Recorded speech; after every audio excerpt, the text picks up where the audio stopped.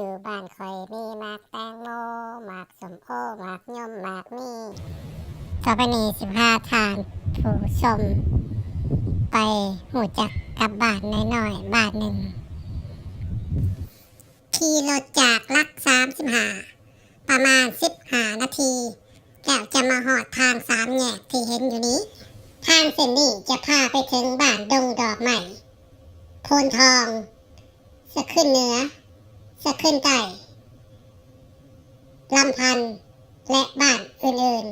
ๆในระหว่างการเดินทางผู้ชมจะเห็นน้องนำที่ชาวบ้านเขาห้องกันว่าซุยเป็นบ่อนหาปูหาปลาของเขาเจ้าและเฮาก็บ่ห่างไกลจากบ้านที่ว่าเฮาจะไปนั้นบ้านลำพันธ์ยินดีต้อนรับทุกท่าน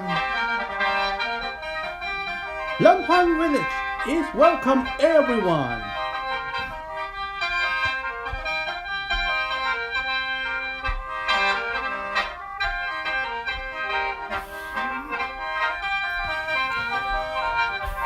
มาหอดแล้วบ่เข้ามาเบิ่งมาชมบ้านเฮานี่นะเบิ่งเอานี่แหละ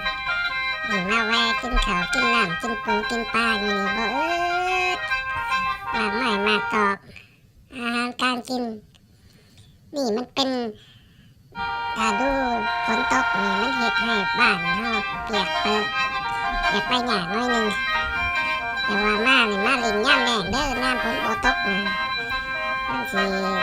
สะดวกสบายในการเดินทาง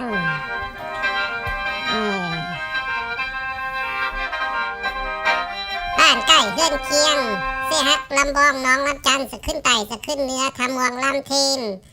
เพียงกาเกียงปูนวังเมาแต่ละบ้านเพิ่นก็มีวัดว่าอารามย่ามเพิ่นเฮ็ดบุญเฮ็ดศีลเพิ่นก็พากันเฮ็ดว่าเพิ่นเฮ็ดบุญพระเวทเพิ่นก็ว่าปีนี้เฮ็ดอยู่บ้านนี้ปีหน้าก็เฮ็ดอยู่บ้านย้ายกันไปเรื่อยๆบุญบังไฟก็คือการโอ้ยบุญบังไฟนี่อยู่บ้านเกียงปูนเด้อม่วนหลายพี่น้อง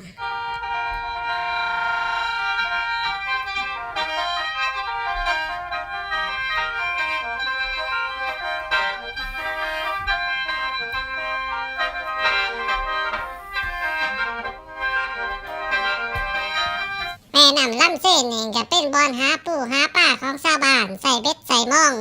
ใส่แข้งใส่ขาก็พอได้อยู่ได้กินท่านผู้ชมที่เคารพมาฮอดนี่รายการเฮาก็จบลงพอดีโอกาสหน้าพอกันใหม่สำหรับมื้อนี้สำบายดี